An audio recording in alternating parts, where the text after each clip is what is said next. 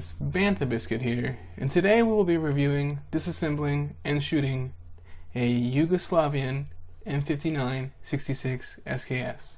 However, the original design comes from Russia, more specifically the Soviet Union. Ah yes, look at the perfectly symmetrical parade march showing an ever-enduring strength of communism, oh my god.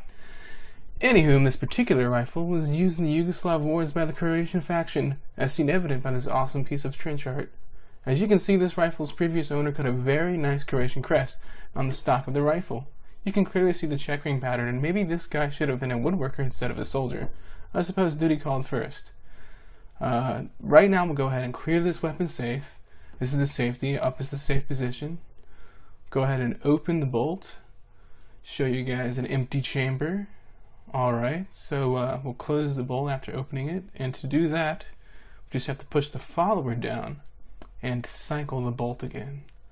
The SKS is an interesting rifle, with some reports stating that early variants saw action as early as World War II, and while handling this thing, I can conceive of searching for Stockholms while carrying this rifle. It's got an interesting muzzle brake, which is actually a grenade launcher for rifled firing grenades, or, you know, those things. The front sight post is pretty regular, however it does have a flip up night sight, which is pretty cool. I guess it's old white phosphorus or phosphorus there. It's somewhat faded, but definitely you can use it. Interesting feature of the SKSs is that they have this permanently attached swing out bayonet, which you affix by pulling down on it towards the trigger and swinging it over the pivot until it locks in place. There, now you have a pointy stabby thing. And, okay, well, let's go ahead and put some rounds to this thing, huh? Alright, so we got some Tula 7.62x39 steel-cased ammo. Cheap stuff, but always gives bang. Most Soviet rifles of this nature were designed keeping steel camo in mind, so don't let those brass hatters try to steer you otherwise. While shooting this rifle, I noticed that recoil and muzzle flip are significantly less than that of an AK, which makes sense as this rifle has significantly more mass behind it. The sight picture is decent, but I can't see anything because I want to wear my too cool for school glasses. It looks cool, I guess. But for my first time shooting this thing, the results weren't too bad. A little low, but overall not a bad shot. Okay, for field stripping. We're going to remove this pin back here, this takedown pin. You're going to swing it back, all the way back here.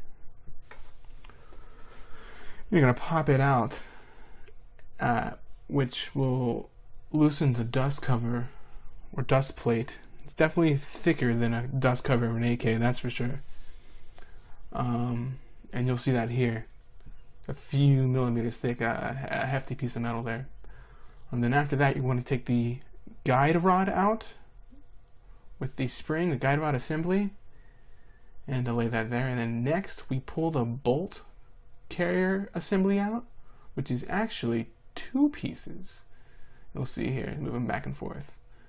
And you got the actual bolt, which has the firing pin. That's the firing pin right here, and it's notched so it slides into the carrier, which will actually ride on the rails inside the receiver. Anyway, we got a nice clear empty chamber, empty cavity there. Still a pretty hefty piece of rifle there. And set this down. We could go further and open the magazine well. There's the follower, the spring. You don't need to do this to clean it, but if it makes you sleep better. It's also a nice safety feature if you load it up and decide you don't want to have it hot anymore. You just open that bad boy up and the rounds fly right out. Alright, so let's put this thing back together. And it's easier than I make it out to be. For some reason, I just can't get it in here. Oh geez.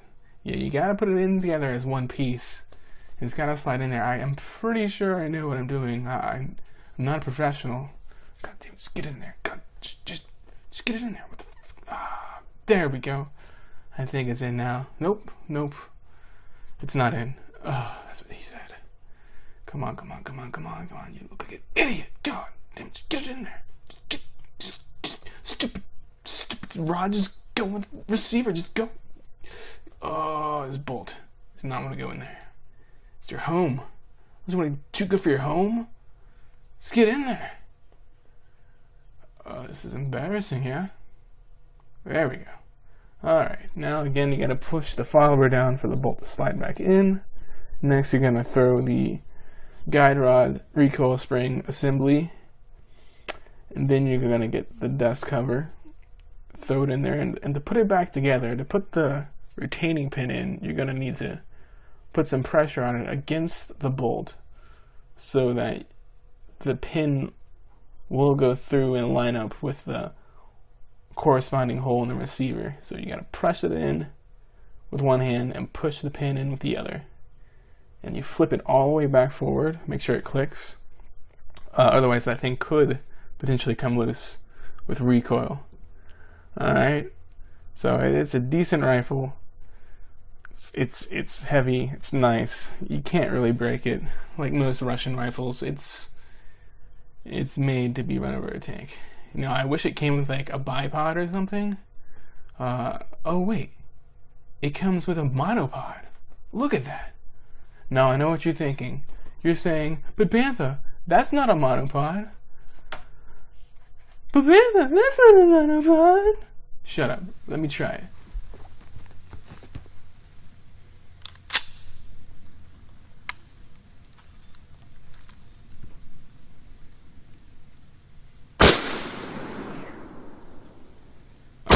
This monopod does not give any sort of stabilization in it. The gun, the recoil just pivots back on it and kind of slams it to my face. Also, lull moment in 3, 2, 1. Oh, hilarious. Anyway, that's just the shooting of this SKS. It's bare bone fun to plank with. You know, it shoots the AK round, the 7.62 by 39, which is heavily available, is super cheap. Probably the most bang for your buck round out there. Get it at Walmart if you want. But yeah, I recommend picking this SKS up. I mean, I'm sure the other variants are just as nice. Quick shout out to my Aunt Angie for letting me use her gun range. And yeah, see ya.